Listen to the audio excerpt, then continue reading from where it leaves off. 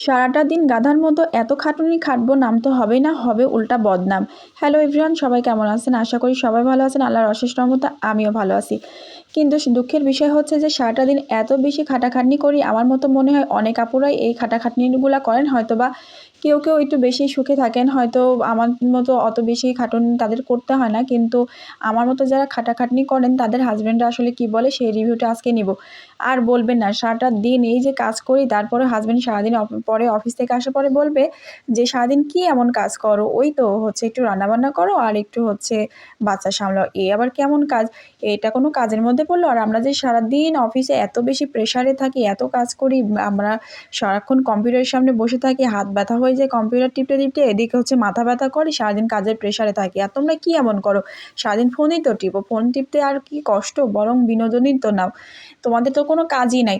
তাহলে এইটা কোনো কথা? দেখেন তো, এই কাজগুলো যে করছি এগুলো কি কাজের মধ্যে পড়ে না? এগুলো কি খাটুনি না? তাকে বলতে গেলে বলবে এগুলো কোনো কাজ হইলো? এগুলো তো এক তুড়িতেই হয়ে যায়, জাস্ট একটু রান্না করা।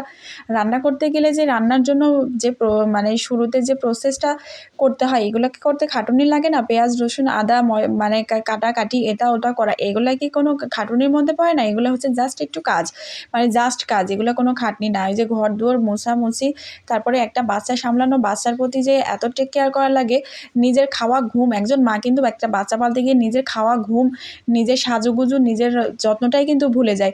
অথচ একজন হাজবেন্ড শুধুমাত্র অফিস করে এসে, হ্যাঁ আমি তাদেরকে নেগলেক্ট করতেছি না, তারাও অনেক খাটাখাটনি করে, অফিস করে, সবই ঠিক আছে, তাদের প্রতি আমার রেসপেক্ট আছে, কিন্তু তাদেরও উচিত রেসপেক্ট দেওয়া আমাদের প্রতি। কারণ আমরা তো বাসায় ডেলি ডেলি একটা কাজ করি, তাদের তো সপ্তাহে একদিন হলেও ছুটি থাকে, আর আমাদের তো কি কোনো ছুটি আছে? বরং তাদের যেদিন ছুটি থাকে সেদিন আমাদের প্রেশারটা আরও বেশি থাকে।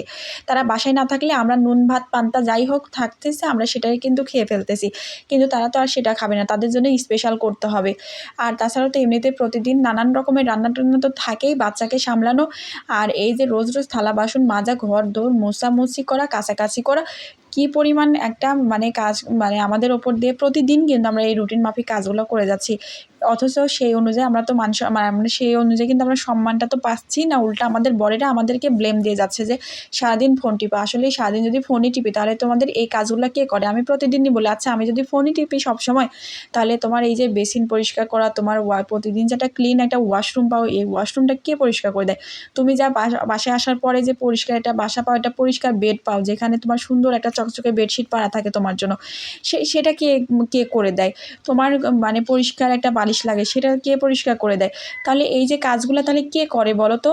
তারপরে যে তোমার যে ড্রয়িং রুমটা, তুমি টিভি দেখো, সেখানে গেলে তোমার একটা পরিষ্কার সোফা লাগে, তুমি সেখানে বসো তোমার তোমার আরাম করে, এই সমস্ত কাজগুলো তাহলে ভূতে এসে করে?